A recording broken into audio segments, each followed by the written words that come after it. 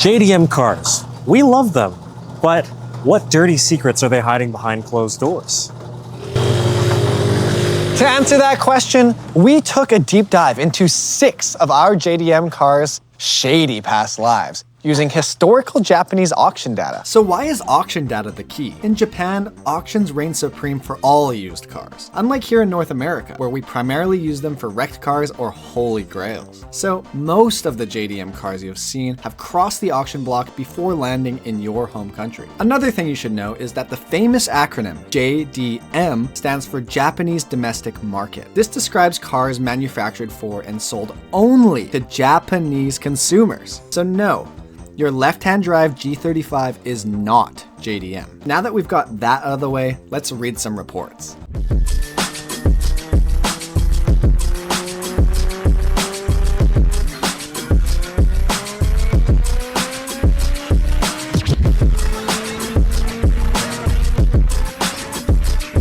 Behind us is our friend Matt's Honda Beat, which used to be our friend Raf's Honda Beat, but that's beside the point. Here in my hands, I have the X files of this car, or in other words, the CARVX vehicle history report. This bad boy should tell Matt everything he needs to know about the prior history of this car. For better or for worse. It has things that you'd expect, like accident history, odometer rollback, recalls, but it also has things you might not think about, like contamination risk. We'll start here with the oldest known auction report, which was in 2010, and this car actually did great. The inspector gave it a rating of 4. Wow, yeah. Grade 4 is pretty damn good. Everything shown here on the little vehicle flat guy is just pretty minor, all 1s and 2s. Before we go any further, let me give you a quick rundown of what this all means. When a car enters a Japanese auction house, it is inspected and a sheet like this is filled out by an inspector. Here is the overarching score, known as the grade. If you care about what it means, you can pause here to read it. And down here are several codes which correspond to problems with the car. It's actually really cool. So it's got a U1 on that door over there, and I can see the dent right here. I can feel it. Barely visible. It's a very minor dent. You really have to run your finger along it to feel it. But that's how this car was at its earliest auction. We have its second auction, which presumably is when Raf actually bought this car. Yeah, the grade is RA. And this car does have an aftermarket fiberglass roof. Yes, we believe it's a Mugen hardtop actually. So very quality stuff on the car, but that would give this car an RA grade. Here in this box, we have the selling points of the car. Sometimes your cars aren't gonna have this, but if they do, it's good to know, especially if you haven't seen the car in person. The inspector noted that it has red leather seats, which is pretty special, because this is not a stock thing. Here at the bottom, we have points that aren't so great. The inspector noted that the AC doesn't work. It has dirt inside, which seems like a weird amount of cars do have excessive dirt inside, which is strange. I don't know what these Japanese fellers are up to. Hey, why'd you look at me? Because you're Japanese. Other than that, this is a really basic, clean sheet, completely unlike the car that we're gonna look at next.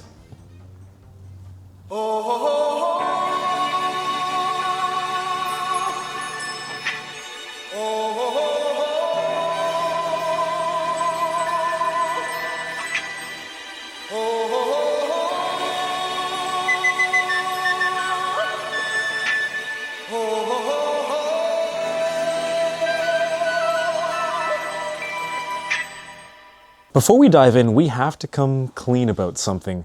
We actually knew about the absolutely insane history of this car before we bought it, unlike Matt's Beat. Yeah, 2 years ago, we set out to fulfill our dreams of buying and then driving Skylines across Japan. And that's when I found out that the car I was about to buy looked like this. Yep, it's actually insane that that photo is of this car, and that we would have never even known it looked like that if we didn't have one of these reports. But before we get into this crazy story about J-Bong's R33, we are proud to announce that for this video, we've partnered with the maker of those reports, CARVX. Although most of you are familiar with reports like these, in Japan it matters even more because of the auctions. Recently, resellers have learned how to cut corners and hide things specifically by fixing only what inspectors are looking for. So if you're planning on buying a car from auction in Japan, you're not going to see anything but that latest auction grade. That's why it's so important to see historical data. It's becoming more common for sellers to fake records, and you can avoid this by using CARVX's guaranteed authentic auction sheets. All right, J-Bong, show us how to use it.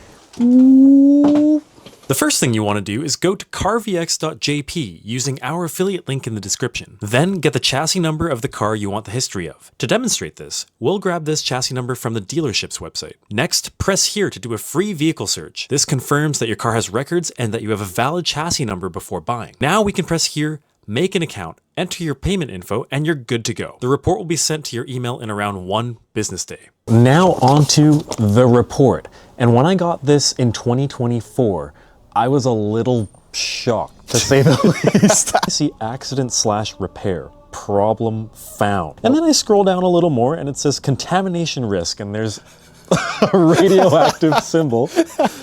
And it says problem found. Red flags, like flashing lights, alarms blaring. Radioactive contamination test fail, not reported. So it was tested and it's not that radioactive. It's just like a little radioactive, but safe to be around. It's like starting to grow one more taillight, Right. but it's not going to make J-Bong grow another taillight. So this is the 2023 auction. Right. Problem type collision, problem scale heavy, auction grade. There's no auction grade. They're like, nope. They're like, we ain't touching this thing. You're buying scrap metal.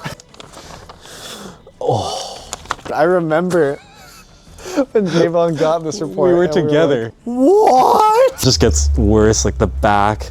Right, you see it's missing the wing, it's super clapped looking. The interior, there's no transmission. This car had no drivetrain at the auction, and the exhaust is in the front seat. Back to the auction sheet here, it says no grade. And then on here, there's no X's. This can't be the same car, because we'd gotten videos and any pictures we asked for of this car. We had the seller go around with a magnet and look at everything, go to the underside, go to the interior, start it up, rev it, like everything that you would possibly want to see.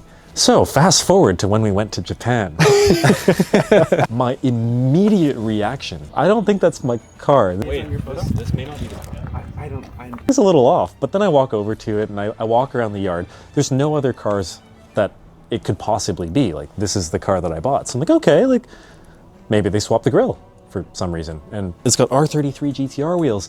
It was actually listed with R32 GTR wheels. Really did look incredible because the paint was brand new. We'll get to that in a sec. Drove the car around and I started to notice some weird things. I started to get a little suspicious. First of all, I pulled out of the parking spot and all I heard was a go, go, go, go, go. But rose tinted glasses. I'm driving an R33 in Japan. Yeah. It's crazy. And it's real. And it's real, and I'm actually driving it, and I own it. This thing was slammed on coilovers. Dude, it's like a drift car. But I was in full denial. What else is common with drift cars?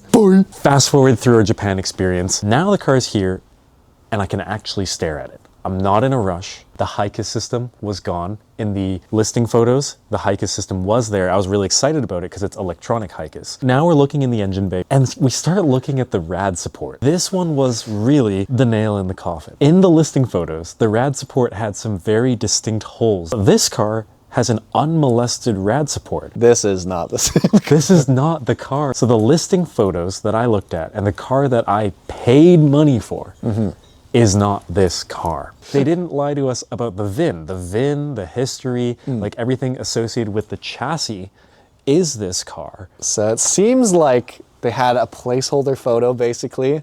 Jaden bought that placeholder and then they bought this auction car and restored it to what this is now. And to be honest, they did a great job. They restored it all with OEM parts, OEM hardware. Like it is put together really well.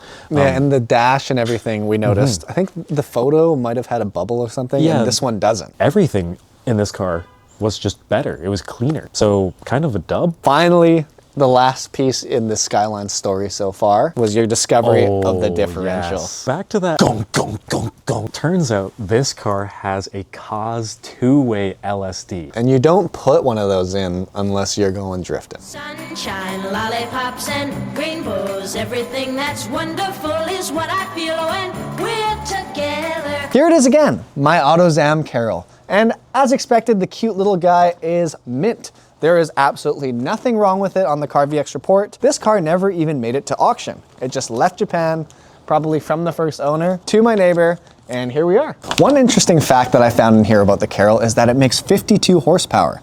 Can't really tell, but now let's move on to my other car that makes 10 times that.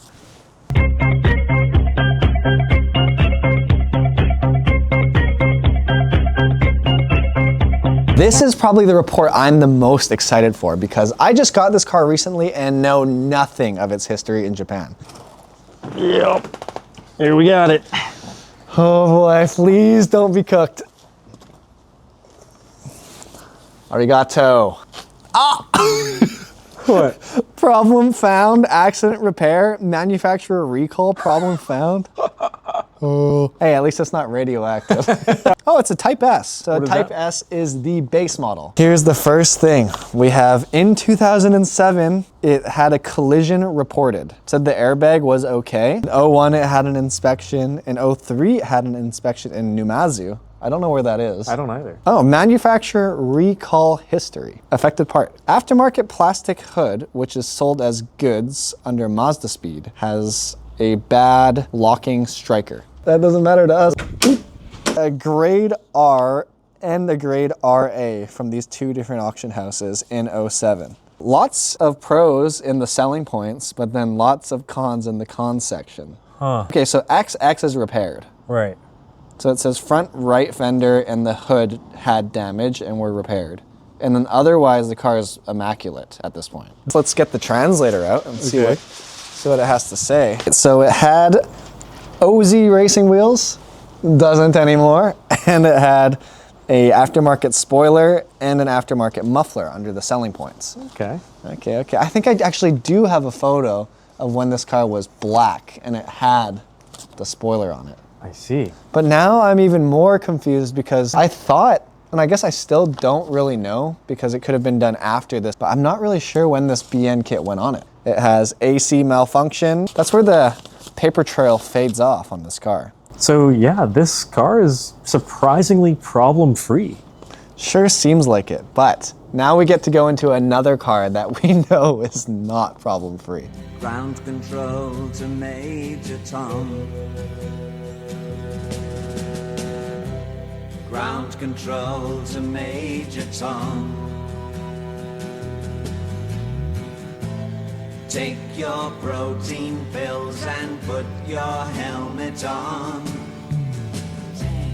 Ground control to Major Tom. 8, 7, 6. Commencing countdown, engines on. We are now onto our pal Big Mikey's car. As you can see, it's in a bit of a state, but this decrepit state is a lot better than how it was. And we have a very thick report to get to. It says accident/repair, problem found. Again. You could see that the car was driven quite a bit. It was registered, inspected multiple times throughout its life. In 2008, it had an inspection. In 2021, it had its last registration. That means in 2008, it would have had registration for 2 years. So that brings us to 2010.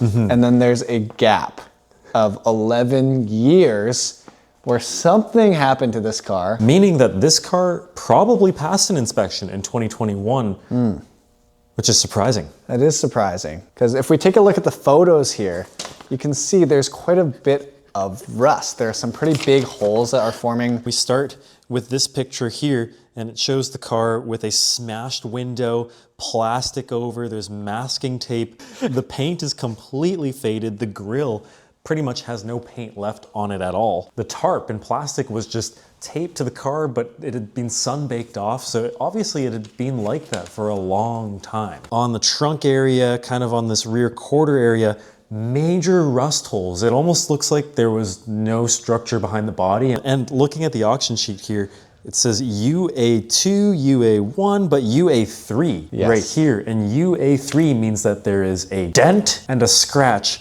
of the highest severity. Moving to the other photos, you can see more rust along the deck lid here. Very bad rusting around the trunk hinge. Hood is completely sun-baked. In the interior photo, you can really verify it's the same car. It's got the same seats, the same wear on certain items. The shifter is the same shift knob. It's also got this atrocious head unit, which is the same one that was in the car when it was bought. There is something on the auction sheet which we'd never seen before. So the note starts off by talking about dirt, major dirt. I guess just saying the interior is really dirty, which makes sense because the next note says that there's a massive odor. And that leads me to the craziest third note, that the car had major animal hair in the interior. The theory is that this car, because it had the broken window and sat for over a decade, had critters living inside of it with the same interior that is still in this car. And no matter how many Tanuki were living in this thing, it smells and looks all right now. It's really clean in there. It actually does smell really good in there. The more we flip through the auction photos, we actually realized this car had been auctioned 4 times. 2 of the times it was auctioned, it looked like those terrible photos. But as it got later and it wasn't selling, someone restored it, kind of. It looks like a different car. It's got different wheels. It's got new paint. It doesn't have any of that paint fade anymore. It doesn't have any of those remarks about odor. Yeah, the car is good. Well, it should be good soon. Michael's got some work to do, but hopefully you guys will be seeing it in a later video this year. And finally, we have my Skyline. It's a 1985 Passage GT hardtop, which means it has no B-pillar. And the report was just as expected. It was a one-owner Kyushu car with absolutely nothing to report other than the highest average market price. Suck it, R33s. That's it. Sometimes buckets will be buckets no matter how clean they are. We can't escape it. That's why we're Bucket.